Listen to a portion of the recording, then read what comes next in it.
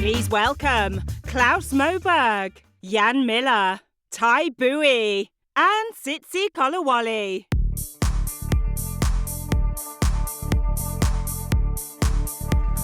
All right, guys, quick selfie. Quick selfie. Wait, come on. All right. Hey, everyone, thank you. It's great to see everybody. I'm Klaus Moberg. I'm a vice president of engineering for the user group. I'm Jan Miller. I'm engineering manager on interactivity in the engine team. My name is Ty Bowie. I'm a senior director of product in the user group. I have not thrown up on stage yet. Hi, I'm Sitsi Kolawole, and I lead design on user group. Okay, awesome. And today, we bring you everything, every platform, all at once. A metaverse, multiverse story. Okay, so I want to introduce Laundromat Studios. They're a great Roblox experience. They've been building on the platform for a while with their game, Tax Audit Defense Simulator. It's an amazing, immersive, ultra nerdy first-person shooter where tax auditors fly at you from a sea of nondescript office buildings with poison-tipped calculators, and you and your friends fend them off with shoulder-mounted, laser-targeted receipt launchers. It's awesome. It's going to be so cool. Like many developers, they've built their experience starting on mobile because it's like the most constrained, small little screen. It was hard. And desktop because they have tons of players and revenue. And they've been really successful. They look around the Roblox ecosystem, they say, hey, we want to grow. We want to get bigger. And they were at Dave's keynote yesterday, and they know we're going to PlayStation. They know we're going to MetaQuest. Like, are these platforms right for us? Well, when they look at consoles, they already know it's 200 million console units have been sold for the last 2 generations of PlayStation and Xbox around the world. That's huge. They also know that consoles are some of the most advanced consumer graphics hardware out there, and they're going to make their experience look amazing. And with all those players sit down for longer, more dedicated sessions, which means longer play times and more engagement. We know because Roblox users on Xbox spend 18% more time on the platform per day than Roblox's Android users. That higher engagement translates to more Robux spend. Roblox spend per user on Xbox is 2.4 times higher than on mobile. So, okay, consoles have older users who spend, on average, more time and more money on Roblox experiences than your generic user of our other platforms. If I'm Laundromat Studios, clearly I want these players to deeply engage with Tax Audit Defense Simulator. But what about VR? Should they take the time and effort necessary to make their game awesome on the MetaQuest? Yes. Talk's over, we can go home. Okay, so MetaQuest doesn't have the massive user base and spend of consoles, but there's still a bunch of really compelling reasons to do this. VR is the most immersive way for your users to enjoy your experience. Do you want your users to be terrified by the monster hanging out behind the door? Do you want them to feel the excitement of taking part in that raid with their friends? VR is the way to do it, right?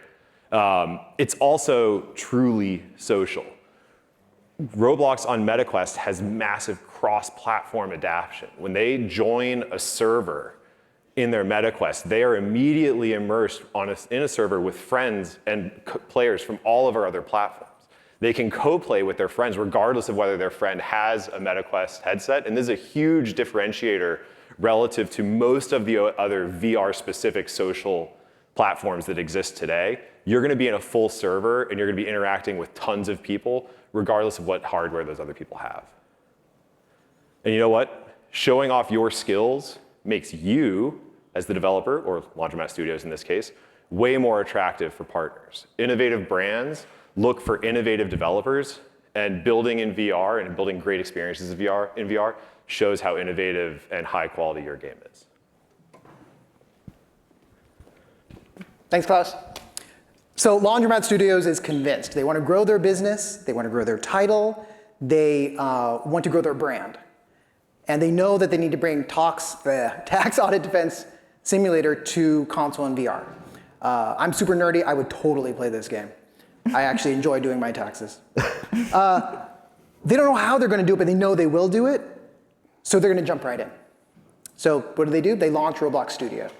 When suddenly, crack! Visually stunning, but somehow impressively cheap special effects surround them. They get a little disoriented, a little lightheaded. They stumble around, a little heartburn or something. I don't know.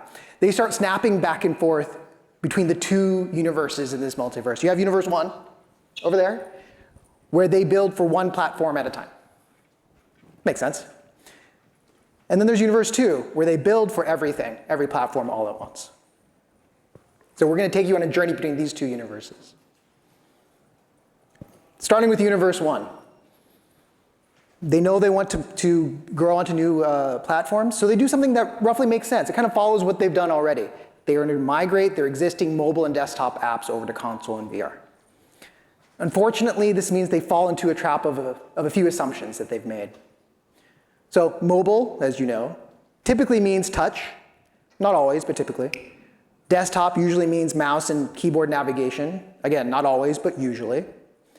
And so they've designed their experience like this. Lots of little buttons all over the place.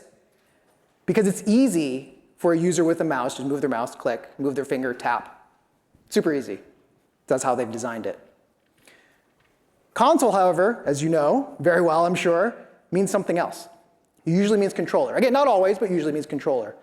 So they can't just keep this UI. Right? They could just add controller navigation support, but they need to do more. They should redesign their UI to be comfortable for controller navigation. Snap over to the other side. Universe 2, designing for controllers. They know they need to do this. So they know it's completely different, right? So it's not a bunch of little icons around that they have to tap. Users on controllers expect a few things.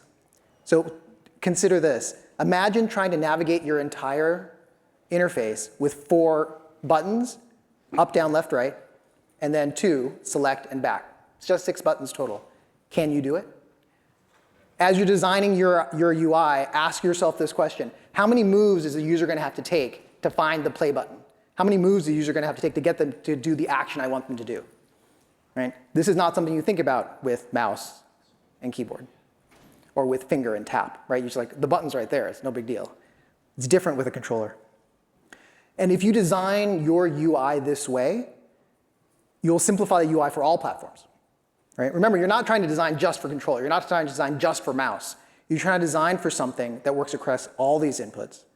And if you do it in this way, you will simplify your design. Your game will look better, I guarantee you. And it'll be easier for your user to understand and figure out what's going on. Remember, controllers are not just for consoles. They're controllers for VR. I know that you have controllers in that box right there. And people can attach controllers to PCs, of course, and can attach controllers to mobile devices as well. So it's good for all platforms. Another thing, you guys probably know this already as well, but it's just a good thing to remind you. Controllers also usually mean haptic feedback, the vibrations in your controller. We've had this actual support for years, 7 years at least, right, of haptic support. So Dave didn't know it in the Q&A. That's okay. Sorry? Dave didn't know we had it in the Q&A Dave didn't know that. but we do. We Okay. have haptic support on all platforms that support it. Yeah. This is just us reminding you and encouraging you to add this extra layer of immersion to your game. You can have them physically feel the action, and especially now that you can develop for VR, that extra immersion is even that much more important in VR. There are a lot of examples to do this. So physically feeling the action is your user falls off a cliff and like a splat on the ground, right? That's a super easy way to do it. Very obvious, super cool. You can get the user's attention. For instance, a new customer has walked into their pizza restaurant and they aren't paying attention. Hey, new customer, get your attention, go serve the new customer. Or you can notify users of UI actions. For instance, they've hit a disabled button or they've scrolled to the bottom of a list. Good way to get their attention. Get creative. It's your experience. You guys know, obviously. You guys know best. A few tips, though, general tips. One, don't overdo it. I'm sure you guys have played games where it's like everything is vibrating all the time. It can actually get annoying after a while, so don't overdo it. It's easy not to get excited because it's super easy to do. You kind of throw it everywhere. Another thing, you can actually design your vibrations. So different vibrations can mean different things. Our API allows you to control the individual motors in the controller or in the haptic device individually. So you can set the intensity and duration of the vibration independently. So you can design whatever you want. Last thing, use it consistently. So let's say you're creating a few different vibrations for different things. It can confuse the user if you do a vibration for something positive, like an avatar leveling up, and also something negative, like an avatar dying. That can actually cause confusion for the user, and they don't know why it's vibrating. So think about that. So like I said, we've had this support actually for years. Just look for haptic service in the dev documentation. Tons of great examples, sample code, drop it in, and design your game. One more thing about designing for controllers. If you guys have been playing your games in the demo booth, I've been giving demos to probably some of you guys here. A lot of you have put Xbox-specific icons in your game, because we've only supported Xbox for so long, right? So you put Xbox-specific icons to educate your users on what buttons do. So we're obviously expanding to new platforms, obviously PlayStation, maybe others in the future. So we're creating a new API, which is launching in the next couple weeks probably, that allows you to show the correct icon for the correct controller. So we are providing default assets to show you the shapes or the letters as necessary. But if you don't like those default assets, you can actually customize it and design your own assets to fit the look and feel of your experience. We are also working on a no-code solution. I don't think we have a date for that, but it's something to make it even easier for you to show the correct icons at the correct time. Yep. Thanks, Ty.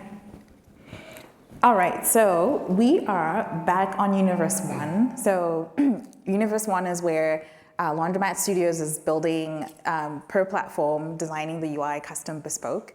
And they know that their game looks good on mobile and desktop, so they've sized up their UI, their buttons, their selectors, as well as their UI elements. And they're actually switching between UI versions using fixed sizing, static pixels, and input methods such as touch-enabled. They're switching between mobile and PC, right, using input methods. So they're focusing on touch for mobile, and they're doing keyboard and mouse for PC. However, they obviously realize that their UI is rendering too small on console. It's very difficult to read, and it's not optimized for the living room. And so they need to reconsider how they're resizing for console. There's just so many complex changes that they need to take into account.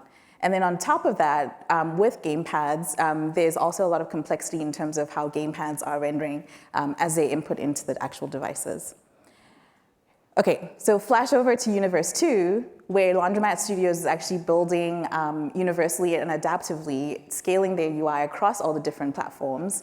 They know that the real estate and distance is going to be really key and important in how they're building and sizing their UI. And so they recognize and understand the ergonomics of it all. So users sit 10 feet away from the screen relative to a console. So they want their UI to be comfortable, easy to navigate. They want their fonts to be very legible. And in order to scale their UI comfortably, they need to take into account the scale factor of 1.5x, right? So that's kind of like the optimal way you want to scale your UI for 10 feet. For VR, there's also the consideration of making sure that Laundromat Studios needs to ensure that they're actually reducing the complexity of their UI, so taking away unnecessary elements and just focusing in on the key elements that are needed.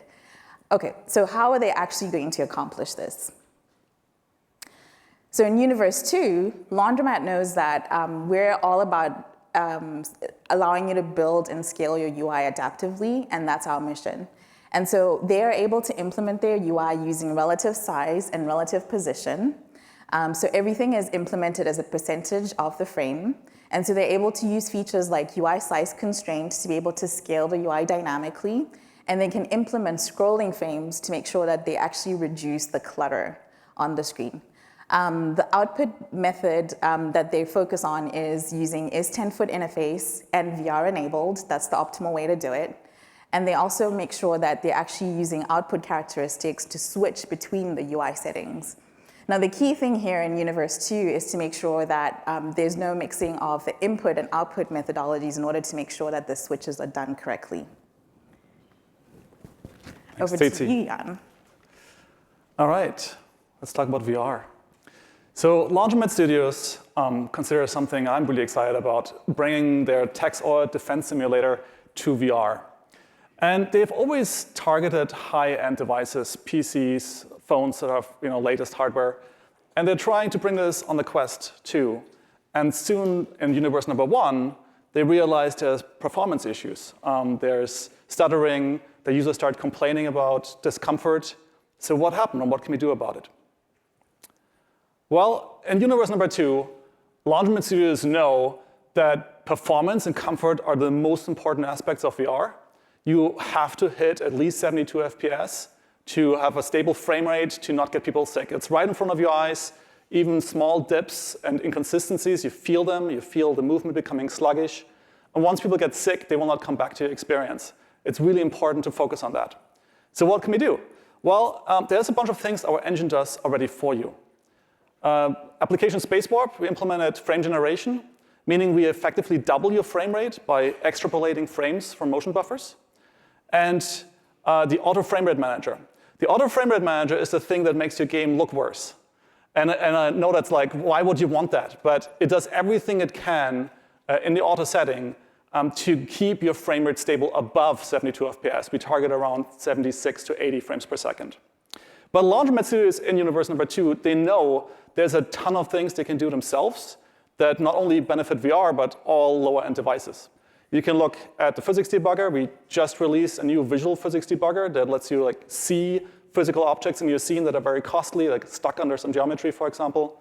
You can enable streaming to remove amounts of objects in the distance. And you can, of course, look at your scripts.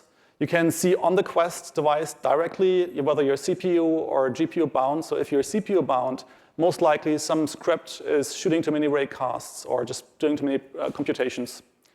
And then something that's specific to the renderer on Quest or on mobile VR in general, they are very sensitive to any kind of overdraw and high draw calls, which makes sense. You have two screens, basically two views that you render at the same time on a mobile chip.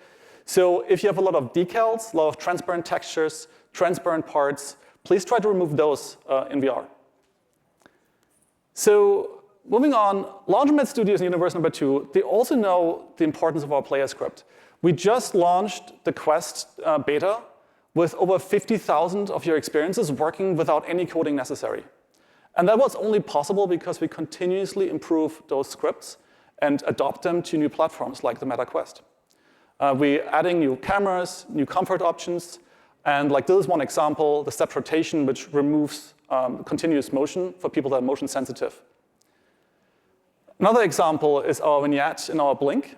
Similarly, they remove the motion at the peripheral vision. So when you move through the world, you can imagine that what's on the outside of your vision has the most motion, but it's also the least important, really, to experience the world. So reducing the field of view helps people with motion sickness. Hiding teleports helps people with motion sickness. All of these options so far were kind of just, you can set them in the menu and they're just there. But we are gonna ship a new comfort settings menu with the next build for Quest and for PCVR as well. It's gonna have a custom setting like it was before, where all the settings and all the new settings go and you can individually change them. But it also comes with 3 presets, with comfort, default, and expert. And basically, the question of which settings are right for you should go mostly away. If you're a beginner, comfort is the ideal, removes the most motion. For most people, the default will be enough. And the expert mode removes all the helpers and will just let you experience the whole motion in the experience. So Laundromat Studios know the most important part of all of this, of the player scripts and of these comfort settings, are the cameras. We shipped with 2 cameras, the beta of Quest 2. With the fixed third-person camera, which the idea there is that we remove as much motion as possible. The camera teleports to the target position. And so people that are very motion sensitive, they don't get sick because they're following around the character. And then the first-person mode, which is more immersive and lets you experience the world out of the avatar's eyes. But we also realized that a lot of our users are more experienced than we actually thought. So starting with the next build, we're going to launch a default follow camera that has full control, moves with the avatar. You can rotate the camera around your avatar. And people actually sitting in this room are currently working on a new feature that we're going to launch soon that will always keep the avatar in front of you. So even if you turn around in VR and you walk the other way, your avatar will automatically come back into view. Very excited to ship that soon with the next build on Quest.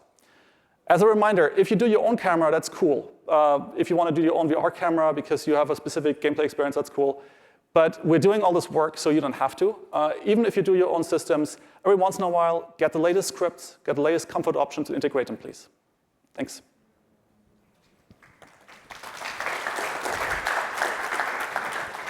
All right. So clearly, Universe 2, they did it, right? Laundromat Studios designed, built, and launched tax audit defense simulator for everything, every platform, all at once. They are now one of the most popular and highest earning titles on consoles, and H&R Blocks has reached out about co-branding the experience.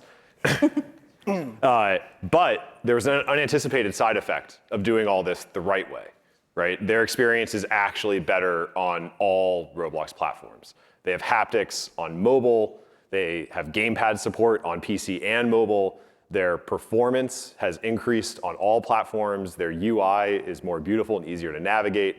And perhaps most importantly, their code base is future-proofed in case Roblox announces new platforms in the future. Right?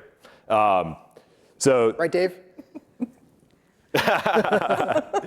So they created an experience that their users can play on whatever device they want. They've saved the multiverse from annihilation. And somehow they repaired their relationship with their daughter at the same time that I mentioned that they were having difficulty communicating with the high school. Anyway, whatever. OK, so what do you do next? Just behind us, we have booths where you can test your experience on PlayStation, Xbox, and in VR on a MetaQuest Pro device. Check out the docs. Everything we mentioned in this talk is really well documented in the developer docs, and work on your experience. MetaQuest beta is out now, and we'll be launching officially in the MetaQuest store, so all of our users can find it really easily this month. PlayStation will be launching to the public next month. You want to be ready, you want to be there for it. If your experience is published on Xbox, it will be automatically published on PlayStation. It will just go automatically work on publish Xbox right now. That's right. And finally, I mean, one more thing. I think you all know this, but our friends at Meta are giving all of you free MetaQuest Pro headsets. So if you haven't picked that up yet, this just goes to show how much importance they are placing on getting all of you to build for VR. Is truly awesome, and we hope that you guys use those to just build incredible experiences that work amazingly on all platforms and offer incredible experiences to all users. So with that, we have, I think, about 11 minutes to take questions. And there's microphones at the front of both aisles. So. Hello, Hey. my name is Sigmatech. I work for Sawhorse Interactive. And so the first thing that, we got those Quest Pros, I mean, amazing. So like I'm thinking about development, right? And I'm thinking about like rapidly prototyping. Like oftentimes I test something, I'm testing it like minute by minute. And to think about, like having to publish the experience to Roblox to test it on the headset seems like it's gonna be like really hard, especially if the game is live. I'm wondering if like, we're thinking about perhaps like, making some sort of like studio integration where we could like do it on the local network so that, we can have that wireless experience instead of like maybe, plugging in a USB-C. I'm wondering if that's, being thought of. On studio side? On the studio side, I don't know the answer to that, but it's an awesome idea. Yeah, I'll make sure Nick and Tian hear the feedback. I believe today, if you use PC VR, like a tethered headset, which Meta didn't provide, you could do that. But finding a way to make that iteration loop super rapid between studio and like standalone headsets is an awesome idea, and we'll make sure studio gets that feedback. Yeah, I think it's a really good idea to have hot deploy to Quest, and we have been thinking about it internally. In the meantime, you can like profile on a mobile chipset, and it's like if you get like a Galaxy S20-ish chipset, it's very similar performance. Yeah, the Quest 2, so you guys have Quest Pros, which are higher end, right? But the Quest 2 is the one that's been sold a lot of. So if you want to hit a lot of users, you Quest 2. And that's, like you said, like a mid-range Android is roughly that what you're targeting for performance. Cool. All right, can I answer a second? Go for it. Is haptic service going to be on mobile as well? Can we? It is. Oh, We okay. Already launched is it. today. Okay. I know we didn't do a lot of fanfare, but yeah, we launched haptic servers as it is on mobile. So if you use the gamepad haptic servers, it actually works on Android and iOS now. And we're working on a better version that has like more control over the effects, but it works right now. Cool. Can I slip in a third question? Is it possible to access maybe the pixel pitch, like so we can determine if an experience is like on a 10-foot screen or like a super like an 8K screen versus like maybe like a like resolution alone doesn't tell us enough about what we're looking at. So maybe like the distance between the pixels on the device. So really, I think what we're talking about here is pixel density versus virtual pixels. Yeah. I do think we have some work to do to refine that. Like, again, we don't want people forking your code bases to say like, if I am guessing this is on mobile, do an entirely different thing on this version than Math, Right, exactly. But like, based on the actual real world pixel density versus the real world device size, that's what you should actually be building for. And I think it's a Like, what's the pixel density on a VR headset, right? Like, it's difficult to argue around that. Input capabilities is much more what we're focusing on. The strategy of what you're saying is absolutely what we want to do. We haven't figured out the details. Yeah. Okay. Yeah. Cool. That's all I had. Thank you. Thank you. Should we switch to that side? Let's go over here. Hello, I'm Roger, and I'm also working at Sohorse. So considering we're getting Roblox in PlayStation, is there any plans to maybe bring PlayStation VR into Roblox? So that's a great question. Initially, the binary that we're shipping on PlayStation is a PlayStation 4 binary, not a PlayStation 5 binary, which is required to support PSVR 2. So when we update that binary to be a PS5 native binary, we then have the option of adding PSVR support. It's not officially on the roadmap yet, but we're heavily considering it. It's just, we were looking at all of the various platform expansion directions we can go, and we just have to figure out which one's the right next option. Thank you. Hello, so my question is, how will the enumeration names for the key codes for PlayStation work? Because right now, we have button A, B, X, Y, but we have an X on PlayStation, but it doesn't map the same, so how's that going to work? So the way it works right now is that it actually does map. So we basically virtually map your Xbox buttons to the PlayStation icons. We're also going to, of course, support native key codes for PlayStation, and then as we expand that API for different platforms. And those will kind of go like back and forth. Like if I were to code in the PlayStation enums, it would also be the Xbox ones as well? Correct. It automatically maps. So basically, you just write one line of code, like get keypad, like, get the icon for this key code, and you get the right one for platform. Awesome. Thanks. Hi, I'm Jasper. I work at Lightning Splash. I'm wondering if there's any plans to implement a sort of pinch emulator for mobile. In Studio? Interesting. It's a great idea. Emulation team. Is anybody? Yeah, we'll make sure that gets documented and brought to Studio, but absolutely, we should have that. Sweet, thank you, that's all I had. Can I call it Brad to write that down? There was that one. There was a previous one, which was the VR in Studio emulation. Yeah. Hi, I'm Riker. I couldn't help but notice that it said that like VR would run at 72 FPS, and I just wanted to make sure is it basically becoming standard to make your game like non-FPS independent and stuff, so that it doesn't break if anyone plays in VR and stuff? That should always because it's be not true. capped at 60. That should always be true. Oh, I know, but yeah, it's not even kept at 60 on Android either. In general, don't make it frame rate dependent. Always do a DT times DT or something in your code. I just want to make sure. Effectively, we're running around 38 frames per second. That's what we're targeting, and then we're doubling that. So it ends up at like 76. And if it dips below that, we're starting to remove assets from your scene to make it run faster. Yeah, cool. Do we go over here? Yeah. Hi, my name is Tiger Captain, and I have a question concerning determining the difference between using an Xbox and a PlayStation, because we use a lot of custom icons for stylized forms in our game. And I know that you allowed the difference for the functionality between using, say, an X button and, say, a square button, or whatever it maps to. But if we're using custom icons, we have to swap them all out. Is there like a user input service or a get platform for like, we have is 10-foot device, so is PlayStation, right? Like, what would that map to? Right.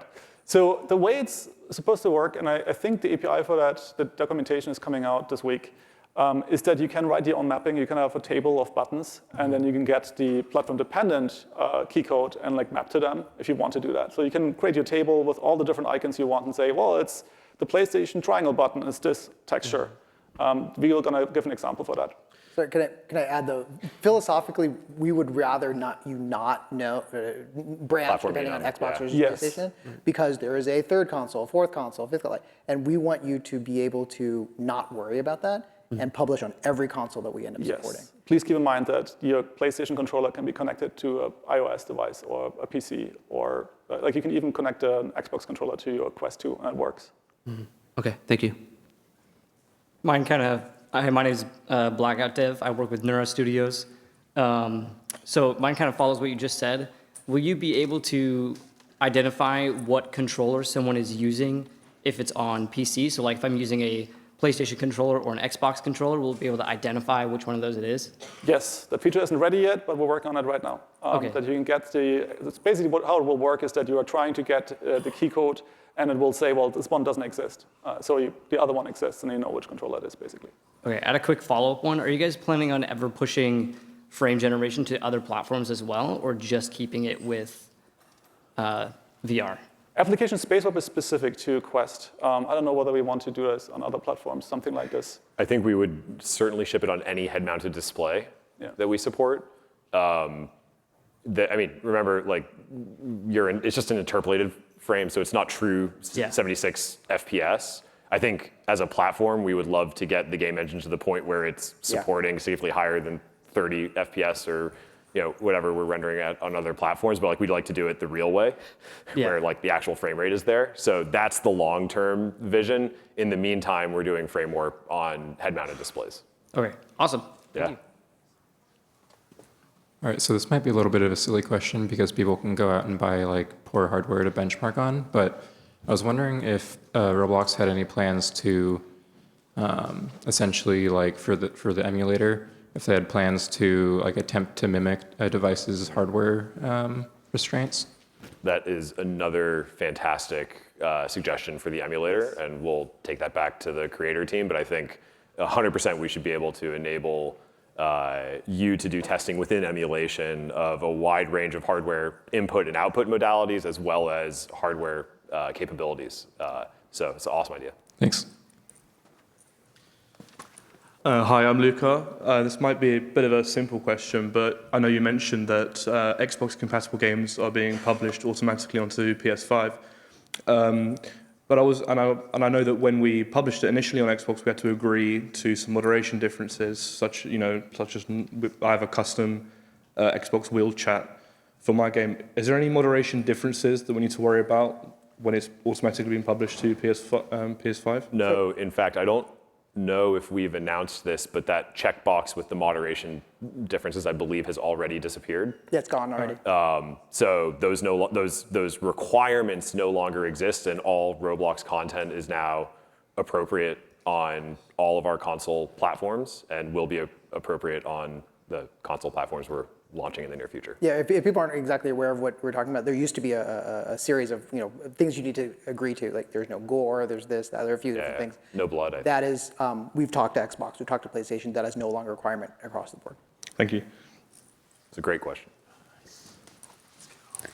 Hi, I'm Camille Robocambot in Roblox. I had a question about the frame rate and how it gets adjusted. Does that apply to animations you bring in from Blender, like for NPCs? Do those get adjusted to if I imported like a 30 FPS animation? It doesn't adjust the animation playback. It only adjusts, like, it reduces the quality of your scene to heighten the frame rate if you like drop below 72 FPS. But it doesn't, like, basically internally you would run at that point around 30 FPS, and then we start to remove objects from the scene, but the animations don't get affected. We don't do like animations and rate scaling or anything like that. But frame warp would effectively space warp, would effectively double the frame rate still, because it's at the frame buffer level, not. It would if it like correctly guesses how the animation interpolates, yeah. That's right. Yeah. Would you recommend to like adjust my animations from Blender, like give it 70 or 72 FPS when I'm importing them? I would not recommend that, no. Just keep working the way you work right now, the way you're used to. Oh, okay. Hey, so we're out of time. Those are the questions. We can meet you outside. We're happy to do so if you'd like. Awesome. Thank you so much, everyone. Thank you.